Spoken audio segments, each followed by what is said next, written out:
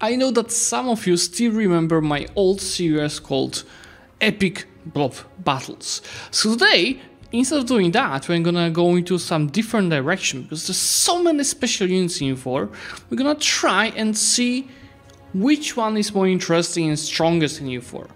The Janissaries or Winged Hussars? Winged Hussars were added to EU4 in 1.35 Domination DLC, and it's supposed to be a super specialist small amount of the troops with huge statistics.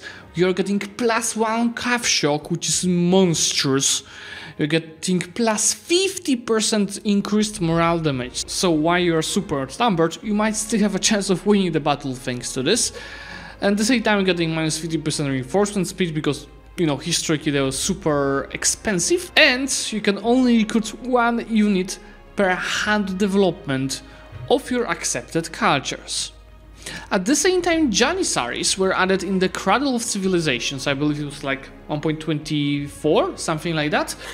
And they also enabled by Domination DLC. Historically, it was a far bigger unit, and because of that, first limit of your Janissaries, as the Ottomans mostly, is your national force limit multiplied by percentage of the provinces that are controlled by heavens. So if half of your development is in hands of heavens, you have 50% of your national force limit as the force limit of Janissaries. So obviously you can have far more of them compared to Winged Hussars.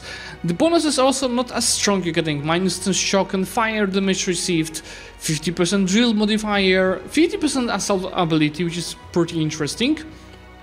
And at the same time, from the privileges from the estate, you can get discipline, reinforced cost and speed, 10% morale damage, and up to 20% infantry combat ability, depending on the crown land ownership. It's also worth noting that it costs 3 mil points per 1 regiment to recruit, so it's sometimes not so fun, but it's really interesting you need to use. So today I'm gonna split this whole event into 3 battles.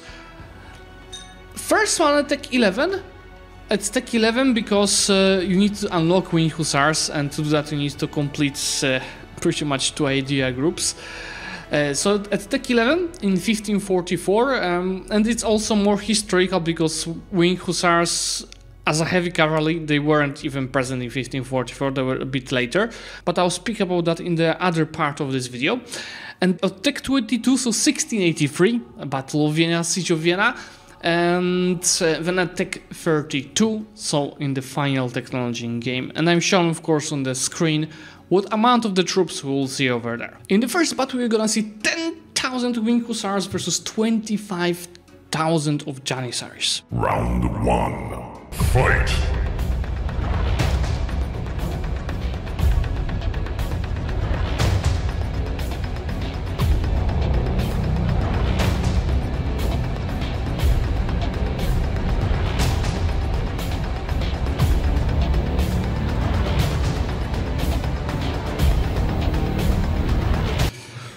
Oh guys, honestly, that was closer than I expected. I thought that the Ottomans would win it easily with that quantity advantage.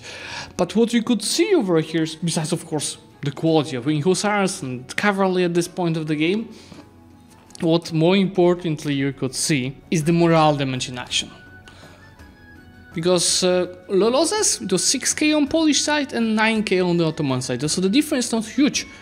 But what almost allowed Poles to win over there was the morale damage that we are doing. So I wanted this video to also focus a bit on the history of both of the units. Let's start with the Winged Hussars. So now historically this is a heavy cavalry that was active in Poland between 16th and 17th century. They are very well known for their wings, whose goals was to demoralize the enemies during the charge. The Winged Hussars were also using lances that were up to 6 meters long, so they were allowing them to crush multiple enemies in one charge. What is interesting, the original Hussars are coming from Serbia, light cavalry units that were heavily involved in the conflict against the Ottomans in 14th and 15th centuries. The first Hussars in Poland started forming at the beginning of the 16th century, but at this time they were really a light cavalry. What made them the well-known heavy cavalry winged hussars were the reforms of elective king from Transylvania, Stefan Batory. They were recruited only from the nobility, heavy equipped, so because of that they're also super expensive, so the quantity wasn't so huge, and EU4 is actually quite close to what was achievable in the history. And even some historians are saying that Pochet, so one winged hussars with his retinue, costed as much as a village with its peasants. And you know, these well-known units came very handy in 17th century, which was full of conflicts for the Commonwealth with the rising regional powers like Sweden, Ottomans, Russia, or even internal conflicts against the Cossacks. Fun fact that it is believed that at one point Gustavus Adolphus once said that if he could combine winged hussars with his Caroleans, he would be in Constantinople by the end of the year. There are many well-known battles with winged hussars involved, but I'm gonna mention 3 of them. First is Battle of Kirchholm in 1605 against Sweden, where around 3,500 of the Commonwealth forces, out of which 2k were winged hussars, defeated 11,000 of Swedish forces. The feat is not as impressive as the casualties, because it is said that Commonwealth lost around 100 soldiers, 13 winged hussars including, while Sweden lost between 6,000 and 9,000 people. Another battle is from the conflicts against Ottomans. It's a battle of Chocim, and there were a couple of battles of Chocim, but I'm talking about the one from 1621, where 40 to 50k Commonwealth forces were facing around 120-160k of the Ottoman forces. This is also a battle where there were 8,000 winged hussars and 30k of Janissaries. Casualties? Well, around 15k on Polish side and 40,000 on the Ottoman side. Third battle is during the siege of Vienna in 1683, which, what is interesting, it is peak of the glory of the winged hussars, but it's also the last moment of it. They pretty much became redundant in the coming decades and disbanded in 18th century. Aztec 22, so 1683, you're gonna see 20,000 winged hussars assisted by 16,000 Cossacks cavalry and 36,000 of artillery versus 63,000 Janissaries, accompanied by 27,000 of normal infantry and 36,000 of the cannons. Round 2. Fight!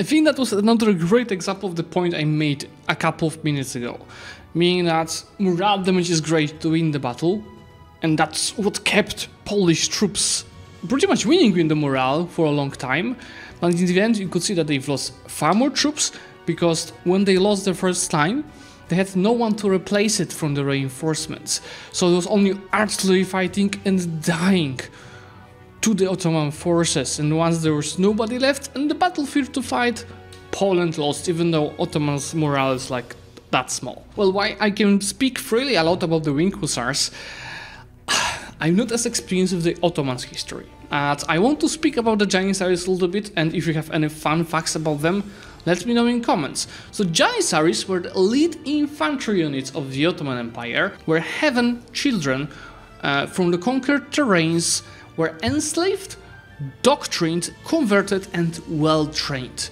The system was called Devshire, you might know it from EU4.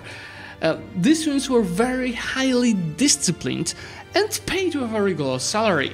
At the same time, they were expected to be completely loyal to the Sultan, so they couldn't marry anyone before the age of 40. Why established in the 14th century, I've read some historians saying that they might be called one of the first modern starting armies in Europe. They were paid, they were always there, kinda modern standing army. The quantity was also significantly higher than the Wing Hussars. In 15th century there were around 30k of them, and over 60k by the time of the Siege of Vienna. For comparison, I believe Poland has like a 120k army today, in 21st century. Over time, the Janissaries became a very powerful group in the Ottoman Empire and could very strongly impact internal politics. Being very conservative about their military approach, at one point they started to be very slow to modernize and very likely to rebel if pushed too hard to do so. It might be said that the Janissaries, similar to the Wing Hussars, became outdated in the 18th century and were finally dismantled in 1826 by Mahmud II. You know, while Wing Hussars, it's very easy to find battles when they defeated outnumbering troops, at the same time Janissaries were just a big standing army. Quality, but a big standing army.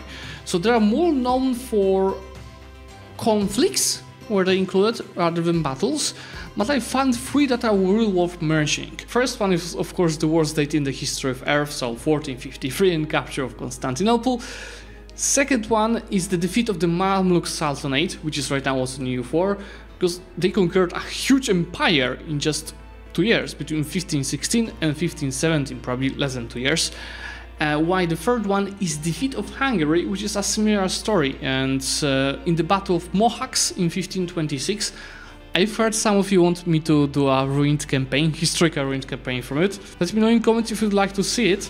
And there, while Ottomans lost only 2,000 of their troops, Hungarians suffered between 15 and 24,000 casualties. In Tech 33, so 1815, we're gonna see 24,000 Wing Hussars with 16,000 Cossacks and 40k artillery versus 66,000 Janissaries with 34,000 normal infantry and 40k of artillery. Round 3. Fight!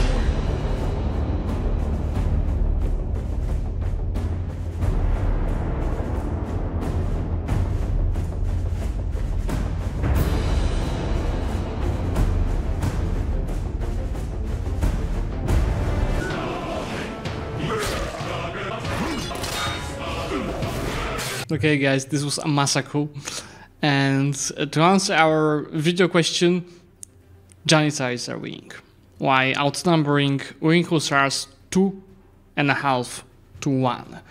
1 to 1, of course, Wing Hussars would just destroy them, but that wasn't goal to check this in this video. So if you guys did enjoy it, let me know by liking this video, and if you hit 3,000 likes, I'm gonna record a video between the samurais and the musketeers. Bye!